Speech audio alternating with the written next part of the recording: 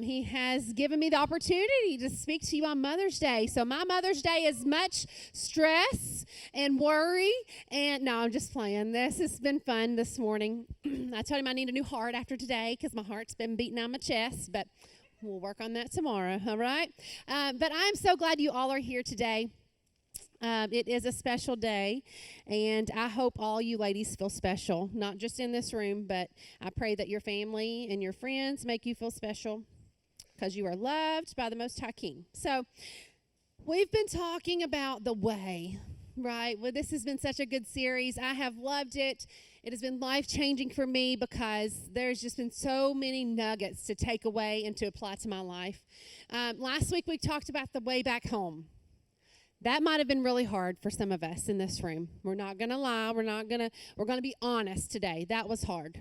Looking back on your family, looking back on your past, digging up some of those roots, those things that you've put down deep in your roots, or maybe your family, those things that are hard to deal with, and maybe this week you've kind of cultivated the soil. And so I hope you've done some work. If you don't know what I'm talking about, that is okay as well. Last week we did the genealogram, and it was a way to look back on your family heritage. I hope that you did it if you were here last week. If not, if you'll go to the next steps area outside after the experience, they will help you. We'll walk you through that. Also, I want to make mention, if you're a VIP here today, we celebrate you. Church, let's celebrate all the first-time guests this morning. I know some of you mamas brought your babies in tow today, and it might be their first time, so I'm glad you're here. After the experience, please go to the orange tent outside. They have a gift for you. We just want to say welcome. But today, we're done looking at the past. We're going to move forward. So my title today is The Way Forward. Okay, so we're going to move on down the road. But I do want to encourage you. I'm going to talk about the story, the life of Joseph this morning. I love Joseph and the story in the Bible. It is so fun.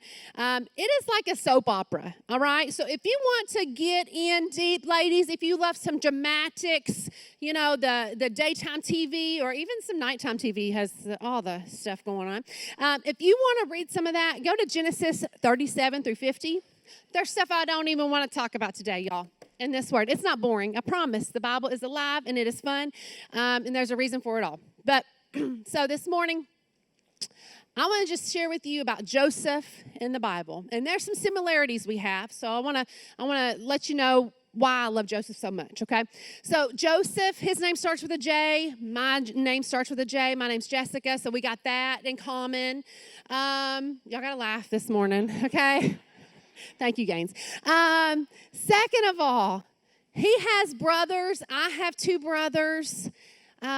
They bullied me. He bullies, his brothers bully him. We have so much in common. I have a coat of many colors this morning. Joseph had a coat of many colors. I just wore this so I could say that. Also, Joseph really aggravated his brothers, told on his brothers. I love doing that, y'all. I was 10 years younger than my other brother, and I loved telling on them when they kissed their girlfriends. Oh, it was so fun, and, they hated me for it. But Joseph's brothers hated him. Mine hated me at one point in time. The last but not least, and my brothers are going to be here this afternoon, but they know this. I am the favored child, just like Joseph is the favored child. So we have a lot in common, and maybe you have some things in common with Joseph. I mean, you can leave here saying you are the favorite child, but just know your family might not like you after you leave today. But today we're going to talk about the way forward. And my question for you today, and this is what we're going to wrestle with today, is how do we move forward without allowing our past to define our future? All of us have a past. We talked about it last week. Maybe it was your family past. Maybe it was your past. We all have a past, right? Raise your hand if you've had a past. Like some things you don't tell nobody, right? We have those kinds of pasts.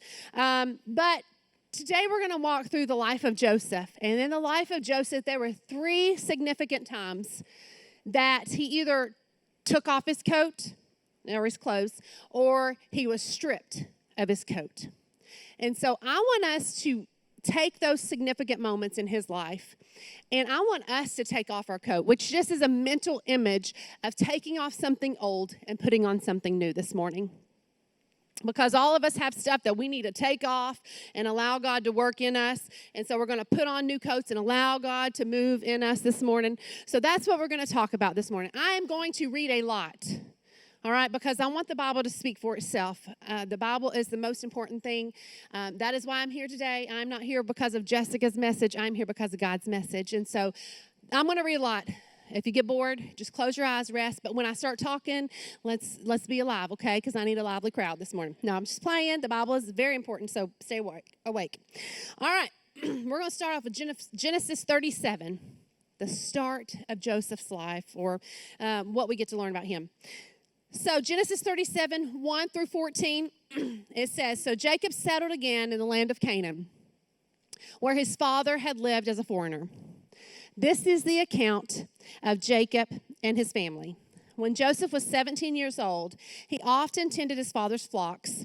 He worked for his half-brothers, the sons of his father's wives, Bilhah and Zilpah. But Joseph reported to his father some of the bad things his brothers were doing. Jacob loved Joseph more than any of his other children because Joseph had been born to him in his old age. Parents, don't have a favorite child. Don't give them a beautiful coat. It will cause problems. We will see. So one day, Jacob had a special gift made for Joseph, a beautiful robe. But his brothers hated Joseph because their father loved him more than the rest of them. They couldn't say a kind word to him.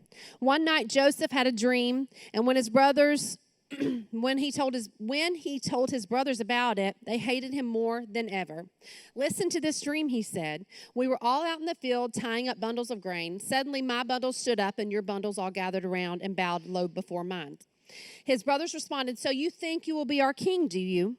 Do you actually think you will reign over us?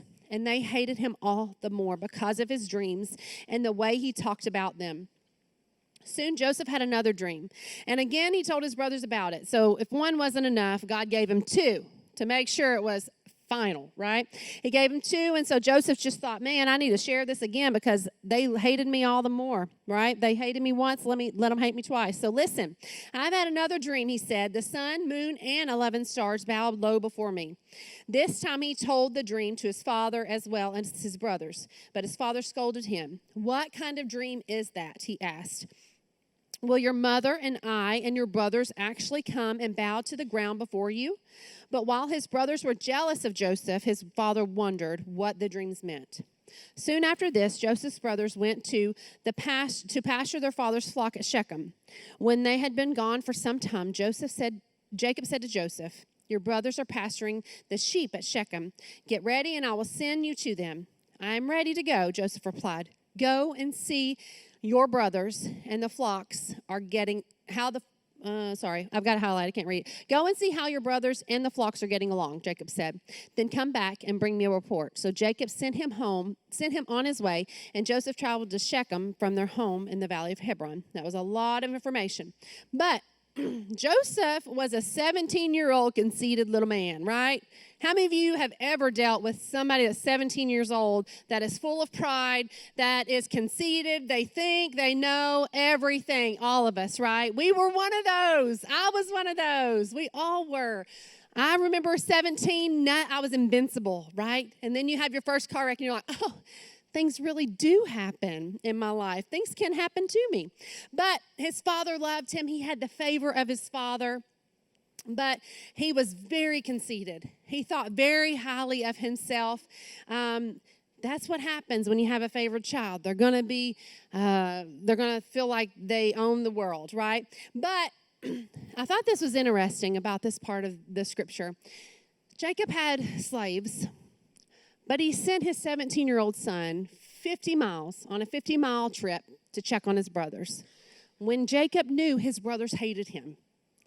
And Joseph was wearing his coat. His brothers hated his coat too. Why in the world would Jacob send his son on this journey knowing all this? I'll answer it. Because it was all in God's plan. And God has a plan for us today, and I hope that's what you find out, is even though it might not look the best, God has a plan in it all. So let's keep reading. 37:18 through 20. When Joseph's brothers saw him coming, they recognized him in the distance. As he approached, they made plans to kill him. "Here comes the dreamer," they said. "Come on, let's kill him and throw him into one of these cisterns. We can tell our father, a wild animal has eaten him. Then we'll see what becomes of his dreams." Let's not pass this up for a moment. That was some deep hate that they had in their lives, to kill their brother, to make plans to kill their brother. That's some deep hate that they needed to deal with. Wow. Let's keep reading, 37:23 through 27. "So when Joseph arrived, his brothers ripped him. They took off his coat. They ripped him of his coat, of his beautiful robe he was wearing. Then they grabbed him and threw him into the cistern. Now the cistern was empty. There was no water in it. Then, just as they were sitting down to eat, they looked up and saw a caravan of camels in the distance coming toward them. It was a group of Ishmaelite traders taking a load of gum, balm, and aromatic resin from Gilead down to Egypt. Judah said to his brothers," thank goodness somebody spoke up, "What will we gain by killing our brother? We'd have to cover up the crime." Well, he's worried about himself, not about Joseph. "Instead of hurting him, let's sell him to those Ishmaelite traders. After all, he is our brother, our own flesh and blood." And his brothers agreed. So here we see that Joseph was stripped of his coat. And I'm going to take off my coat this morning, because we need to take off our coat of conceit and put on our coat of character this morning. Character, God is always shaping our character, isn't he? As we'll see in the story, Joseph, had he been 17 and become the second in command in Egypt, he wouldn't have been able to handle his responsibilities. I think in this room, there are probably some of us that think we deserve something in our life, but at a certain age, but then we look back and think, thank God I didn't get that when I wanted it, because I couldn't have handled the responsibility of whatever that is. I think about 10 years ago when there was a dream in mine and Brandon's heart for this church. And 10 years ago, I would have never saw myself up here speaking, but God has shaped my character and shaped me into something different than I was 10 years ago. And I would dare say there's multiple stories in here. You look back on your life, God has worked in you. You've maybe taken off the coat of conceit and put on the coat of character. But if not, I hope that's what you do this morning. None of us will say that we are prideful, I'm sure, because pride is such a ugly word, isn't it? Or conceit is such an ugly word. You're conceited is not very nice when people say that to you, right? And so, but pride and conceit is what our world is about. I mean, just look at the bookstores. What's the biggest area of a bookstore? Self-help. Because we are trying to help ourselves. We are trying to be, and this has been the journey since the Garden of Eden. When God spoke to Eve, he said, oh, God doesn't want you to be like him. He wants you to be, he doesn't want you to be your own God, but we know better. Be your own God. That's what Satan was trying to tell Eve in the garden. And that's what our world is telling us. Be our own God. Don't let God be the God of your life. Don't surrender your life to God, but you be the man, you be the woman of your own life, and don't allow other people to speak into that. That's what the enemy wants. That's what our world talks about. I mean, you can see it. When you take a picture with a group of people, what do you look at? You. Right? You say, oh, let me see that before you post it because it's got to look good. I got to look good, you know. My daughter, well, I'm not going to say that. She is one of the worst. I will tell you that. She's not in here, so I can say that right now. But no one wants to think I'm prideful, right? Because that's not good, right? But we all have a sense of pride in our life. When we are prideful, we can't see what other people see in us. Right? So Joseph was very prideful, very conceited. He couldn't see why his brothers were mad at him. How many of you have had that situation? I don't know why my husband's mad at me. I don't know why my friends are mad at me. It's all about them. I mean, it's all because of them. They blew up on me. I didn't do anything. Right? That's pride. That's us not looking at ourselves and thinking, okay, how do they see me? How do they recognize me? What do they see in me that caused this situation? It's being self-aware. Self-awareness is the hardest thing to walk through, isn't it? We don't even want to talk about it. I don't want to be self-aware of what my junk is because I got some junk, but I want to stuff it down so it's not ever brought out. But this is how you can be aware or self-aware of you. And I want all of us to think about this. And this is hard. This is a hard question to ask people, but it's, how do you experience me? How do you experience me? That's a great question to ask people that you trust. Maybe your spouse, maybe a trusted friend, but you have to be healthy enough to listen to that, take it in, sit on it, and allow God to work through it. But if you're not healthy, I don't encourage you to do that right now. If you can't take what somebody will say about you, don't ask. Just say, God, when the time is right, help me to know when to ask somebody that. But you will find out who you are.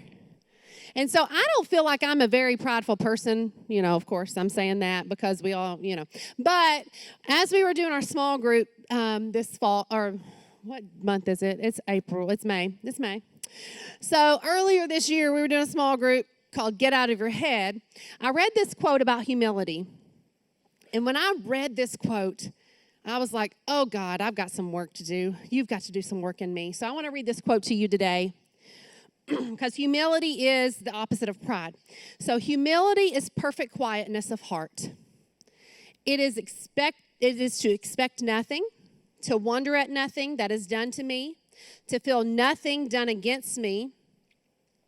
It is to be at rest when nobody praises me and when I am blamed or despised. It is to have a blessed home in the Lord where I can go in and shut the door and kneel to my Father in secret. I am at peace as in a deep sea of calmness when all around and above is trouble. That's humility. That's hard to say that I'm this person because I get upset when somebody's upset with me. I get all excited and I have to work it out because I'm that peacemaker. I don't like when people are upset with me. So we're going to talk about this. We're going to have to work through it. I don't even like it when my husband's mad at me. We have to work through it, y'all. I cannot sit on that. But how many of you know it feels like humility is such a hard thing to acquire. But God, over time, can work in and through us to shape our character to be more like Him. That's the whole thing about this, is to be less like us and to be more like God.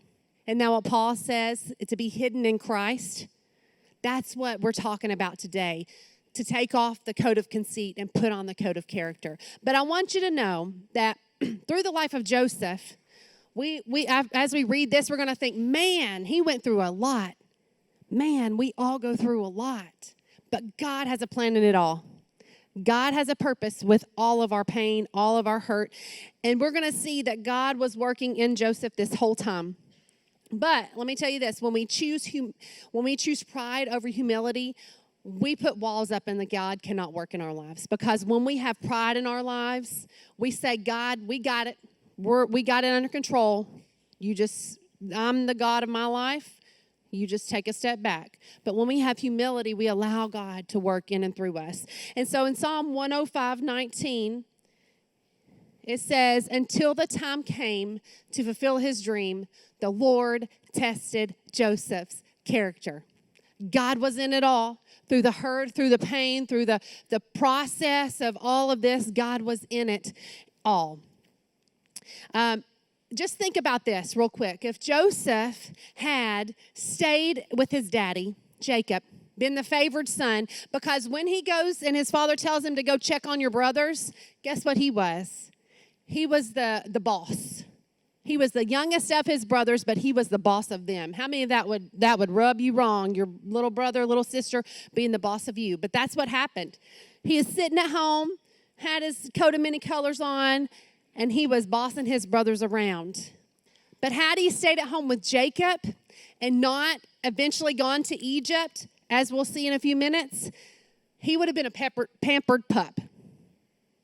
But when he went to Egypt, he learned how to be strong, how to listen to authority, how to follow commands, how to do the things that he would have never learned at home. So God has a plan in it all. No matter what you're going through today, God has a plan in it all. So let's keep reading. Genesis 39, 6 through 16. So Joseph goes to Egypt. We're not even reading 38. You can read that on your own. That is something else. It's just awful.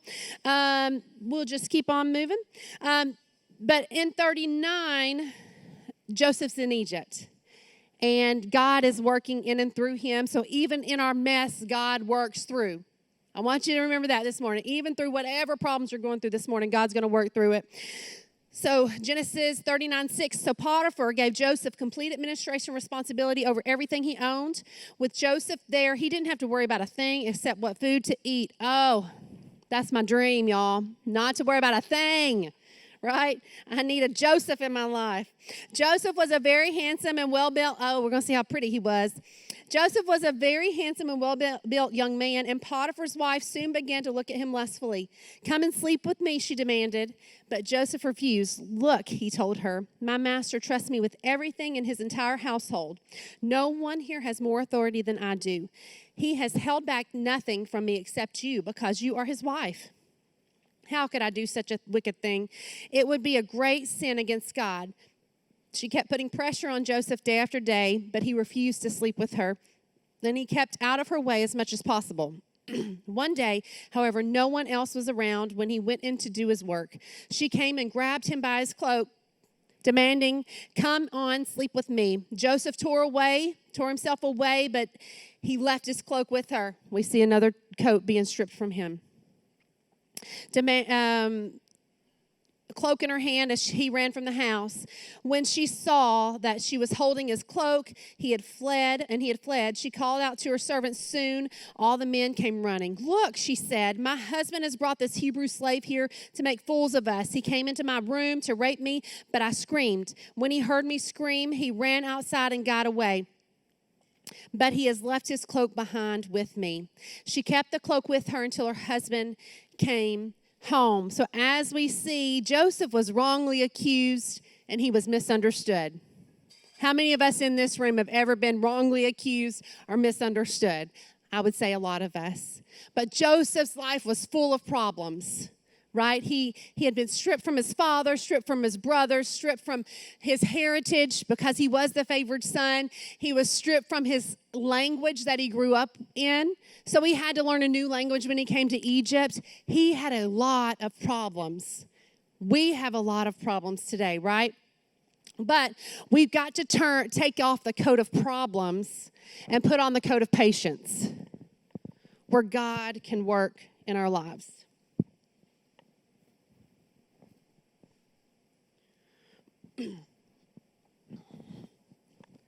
So we know that Joseph was not in a good circumstance, because after this, Potiphar put him in prison, and we see that he is in a bad place.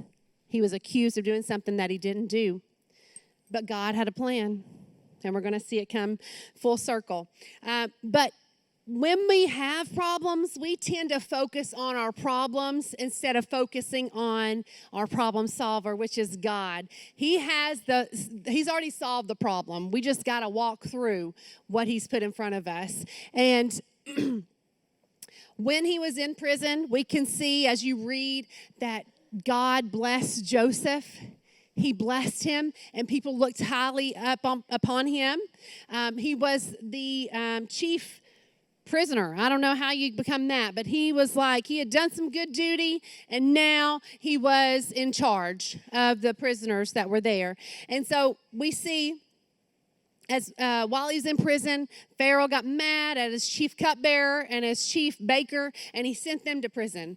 And while they were there, they had some dreams. Isn't that ironic?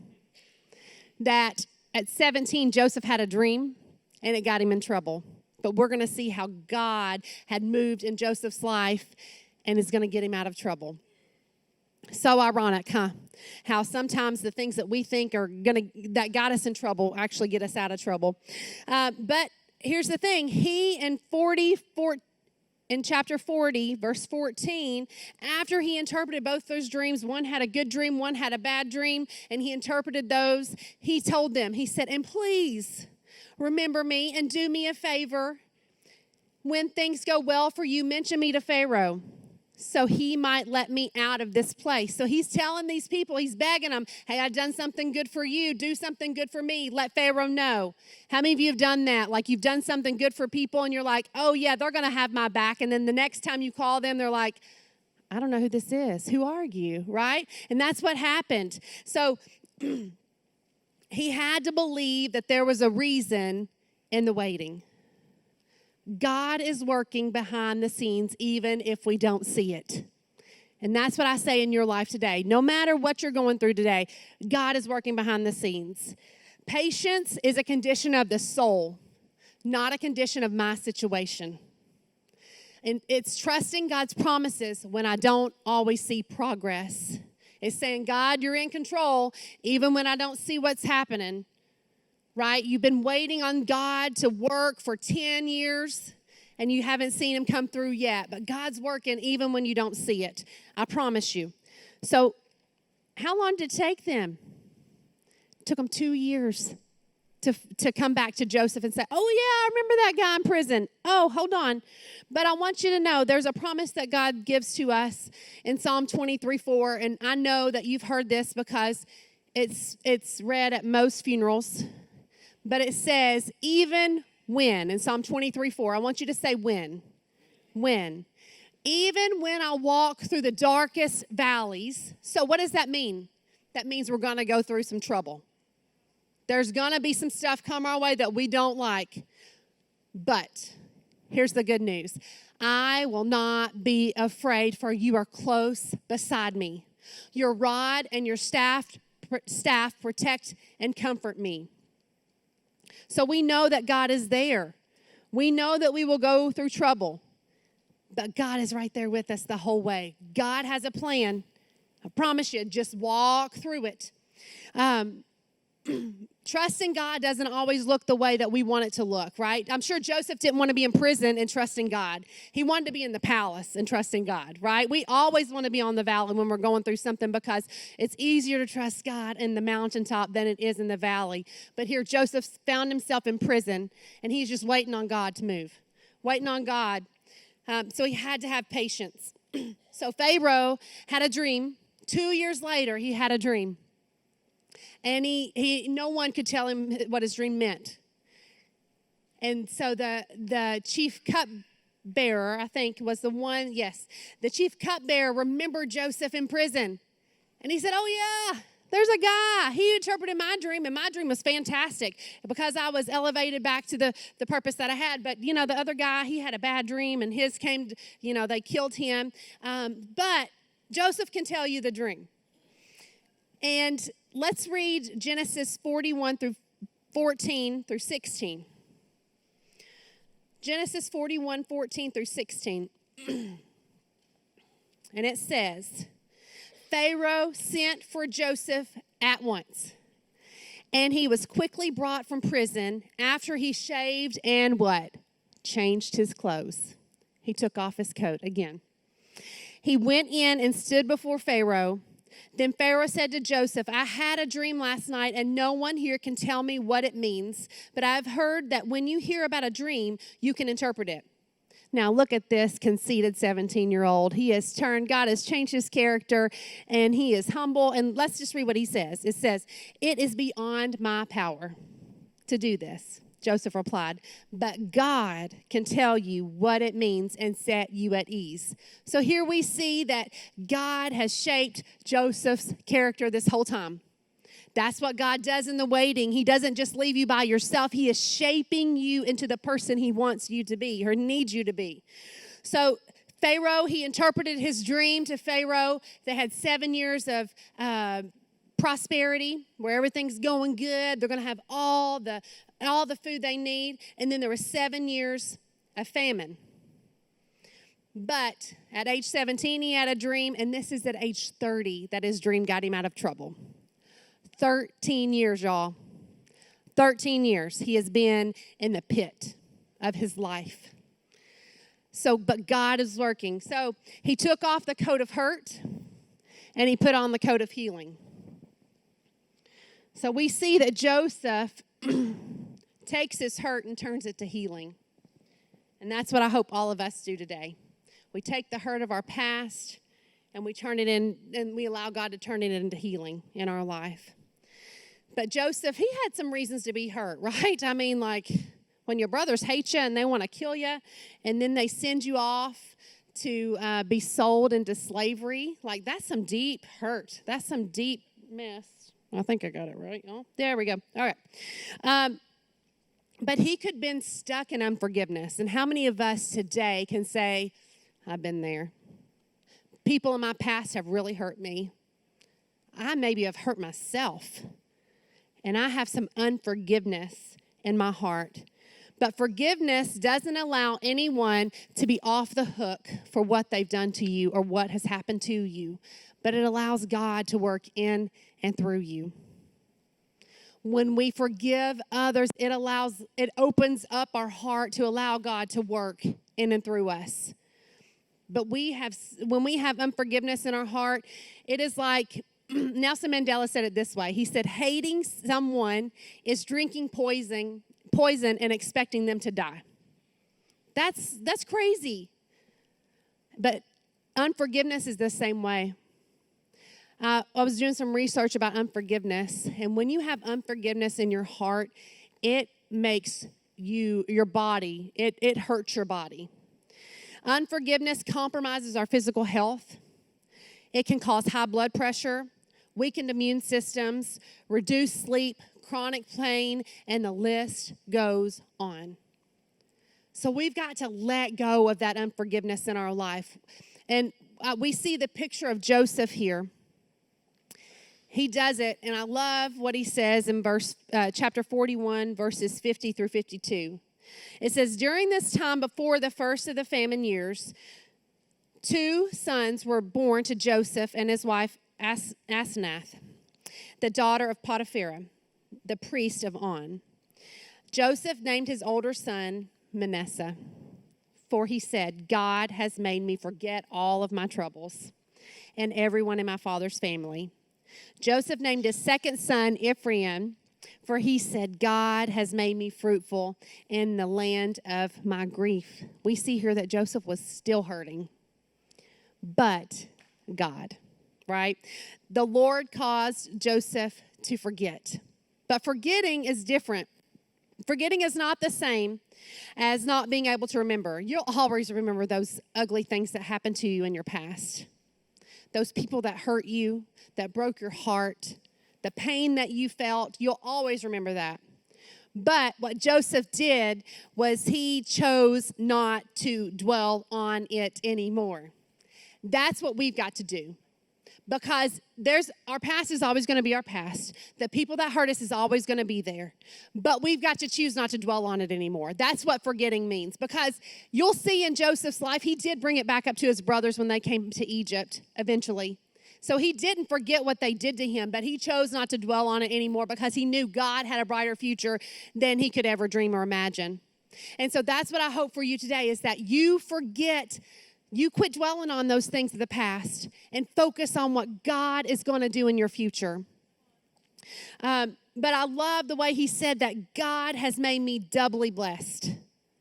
Someone that was hurt and in pain, God had changed his grief into being doubly blessed. And I pray that over you today, and I encourage you to walk in God's favor, walk in the faithfulness of God, and I pray that you will be doubly blessed. You will be able to look back on your life and say, yes, I was just like Joseph. I was doubly blessed. Jenny Allen says it this way, what we think shapes how we live. If you're constantly thinking about those negative things of your past, the hurt, the pain of your past, you will never move forward to your future. And so this morning, I want you to remember, to forget, to not dwell on those things of the past. So the famine came to be, and this is what's so interesting. I love it because it had been 13 years. But here Joseph is seeing God's promise, his dream come to be. In 42:6, they won't have this on the screen, but it says, since Joseph was governor of all Egypt. Isn't that interesting? Since, God had a way in it, right? Since Joseph was governor of all Egypt and in charge of selling grain to all the people, it was to him that his brothers came, just like his dream. When they arrived, what did they do? They bowed before him with their faces to the ground. Look at God. That's all I can say is look at God. He is so good. But when Joseph put on the coat of healing, he was able to see the bigger picture. Had he not forgiven his family, had he not forgiven his brothers, he would have never been able to face them. I mean, how many of you, there's some unforgiveness and you can never face that past that you had? But you've got to forgive those people. It causes so much turmoil in yourself, in ourself when we don't forgive others. But he was able to see God's full picture. In Genesis 45:8, it says this. When Joseph was able to forgive, he was able to move past. And it says, so it was God who sent me here, not you. Man, God worked in Joseph's life to say, okay, I'm not mad at you anymore because I know God had a plan in it all. He had a plan for my future. People can't harm the plans of God. God will use our brokenness, our hurt, our pain for his redemptive story in us. And so whatever you've been through, whatever hurt you've had in your life, I've had hurt, I've had pain. Let God use it for his glory because he has a greater story for you than you could ever imagine. What I love in 45:22, it says, when Joseph was able to put on the coat of healing, this is what he did to his brothers. It says, and he gave each of them new clothes. He was able to give away what God had placed in him, what he put on. He put on healing. Now he was able to help give away healing to his brothers. Because I'm sure those people that hurt you in the past, they didn't forget about it. They're dwelling on it just like his brothers. I'm sure they had a lot of sleepless nights about their brother. And I wonder if Joseph ever thought, it's been 13 years. Eventually they'll tell Dad the truth and they'll come get me, right? I mean, that's what you would have thought. But no, they didn't. They stuck with their story. But those people that have hurt you in the past, they're not living a free conscience. But once we put on the coat of healing, we can help walk other people through healing.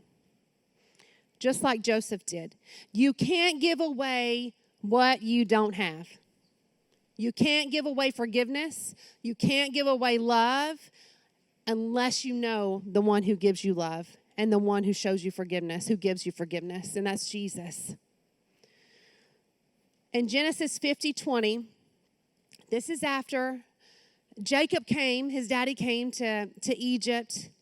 He and his brothers were all reunited. The families were all reunited together.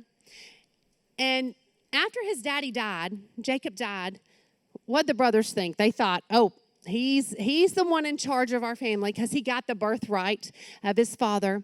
He's the one in charge. He's going to harm us now because we hurt him so many years ago. But we get to see what Joseph says to his brothers. And this is what I hope you see today. Joseph says in 50:20, you intended to harm me, but God intended it all for good. He brought me to this position so I could save the lives of many people. It wasn't just Joseph and his family that were saved. It was generations of family that were saved. We know the story from last week of how Joseph's family was rotten with deceit, with lying, with being conniving and just bitterness, hate, all these things. But when Joseph went to Egypt, God worked in and through him and changed his life to where not only did it affect his family, but it affected his brother's family and their kids and their kids, just like the blessing that we sing, the song, The Blessing. Your kids and their kids and their kids. It's not just about Joseph here. And it's not, when you put on the coat of healing, it's not just about you.